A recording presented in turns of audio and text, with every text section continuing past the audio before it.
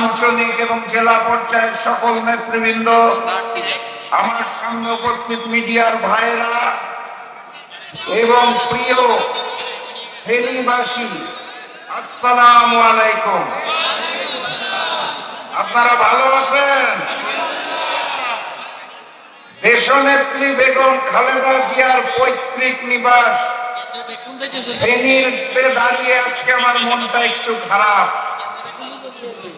কারণ সেই দেশনেত্রী বেগম খালেদা জিয়ার আদর্শের বিএনপি আর নাই। শহীদ প্রেসিডেন্ট জিয়াউর রহমানের আদর্শের বিএনপি আজ আর নাই। এক নব্য স্বৈরাচার, চাঁদাবাজ এবং জালেম নতুন বিএনপি সৃষ্টি হয়েছে। সংগ্রামী সাথী এবং বন্ধুগণ, এই নতুন বিএনপি আজ বড় নিঃসঙ্গ, একা। তাদের সাথে জনগণ নাই, তাদের সাথে পুরানো সাথী রাজনৈতিক দলগুলোও নাই। আমাদের দেশের সাংবাদিক ভাইরা বড় বড় করে লেখে বিএনপি জোট। আমি বিএনপির সাথে জোটে থাকার মতো কোন দলকে খুঁজে পাই না।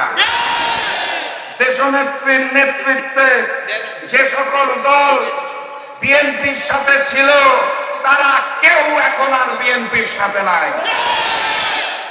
বিএনপি বড় দলের মিথ্যা অহংকারে অনিবন্ধিত কিছু রাজনৈতিক দলের নেতাদের তাদের দল বিলুপ্ত করে জোর করে বিএনপিতে যোগদান করেছে। কত বড় দুনিয়া! শুধু তাই নয়, নিবন্ধিত রাজনৈতিক দলের চেয়ারম্যানকেও তারা তাদের দলে যোগদান করায়। নিবন্ধিত দলের সেক্রেটারিকেও বিএনপিকে যোগদান করাতে হয়েছে। কারণ বিএনপির সাথে কোন জনগণ, কোন রাজনৈতিক দল এই মুহূর্তে নতুন করে ফ্যাসিবাদ কায়েমের জন্য থাকতে রাজি নয়। আর আমরা যারা দেশপ্রেমিক ছিলাম, আমরা একত্রিত হয়েছি। ৭১-এর চেতনাকে ধারণ করে কর্নেল অলি সাহেবের দল ঐক্যবদ্ধ বাংলাদেশে আছে। ২৪-এর গণ অভ্যুত্থানের চেতনাধারী দল এনসিপি এই মুহূর্তে ঐক্যবদ্ধ বাংলাদেশে আছে। ইসলামের চেতনাধারী ৫টি রাজনৈতিক দল এই মুহূর্তে ঐক্যবদ্ধ বাংলাদেশে আছে।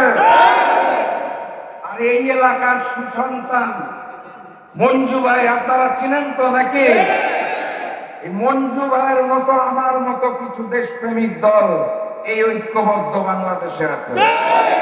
বিএনপি এখন নিঃসঙ্গ শেরপা, বামপন্থী হাতে গোনা ৩-৪ জন নেতা বাদে তাদের সাথে কেউ নাই। সকলে একত্রিত হয়েছে ঐক্যবদ্ধ বাংলাদেশের ব্যানারে। আগামী ১২ তারিখের নির্বাচন হবে বামপন্থী বিএনপির সাথে ঐক্যবদ্ধ বাংলাদেশে। ১২ তারিখের জন্য প্রস্তুত তো নাকি?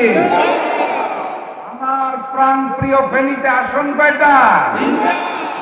২টা আসনে দাঁড়িপাল্লা আছে নাকি? আরেকটা আসনে কি? এই ২ দাঁড়িপাল্লা এবং ঈগলকে জয়যুক্ত করে আগামী দিনের প্রধানমন্ত্রী ডাক্তার শফিকুর রহমানকে এই ৩টি আসন উপহার দিতে হবে। পারবেন আপনারা? আলহামদুলিল্লাহ। এই ভোট দেওয়ার আগে ইমানদারির সাথে আরেকটা ভোট আছে। সেই ভোটের নাম কি? গণভোটে, গণভোটে, গণভোটে। প্রতীক কিন্তু দাঁড়িপাল্লা এবং ঈগল। আগামী দিনের বাংলাদেশ ডাক্তার শফিকুর রহমানের নেতৃত্বে মানবিক বাংলাদেশ এবং ইনসাফের বাংলাদেশ আমরা গড়ে তুলব ইনশাআল্লাহ। সংগ্রামী সাথী এবং বন্ধুগণ, মাত্র ৩৫ দিন আগে লন্ডন থেকে এক মুফতি এসেছে, জানেন নাকি? মাত্র ৩৫ দিন আগে এসেছে।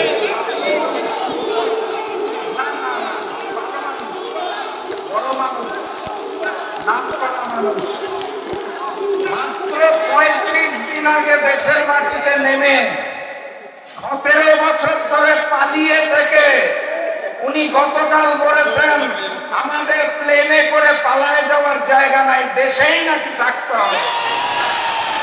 15 বছরে যে ভিডিও কলে স্কাইপিতে মিটিং করেছেন, জুমে মিটিং করেছেন, তখন বাংলাদেশের কোন লন্ডন নামক এলাকায় আপনি ছিলেন?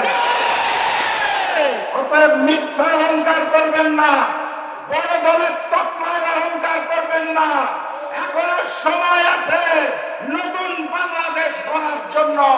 চাঁদাবাজি রাজধানী ছেড়ে দিন, ভালো মানুষের পরিচয় দিন।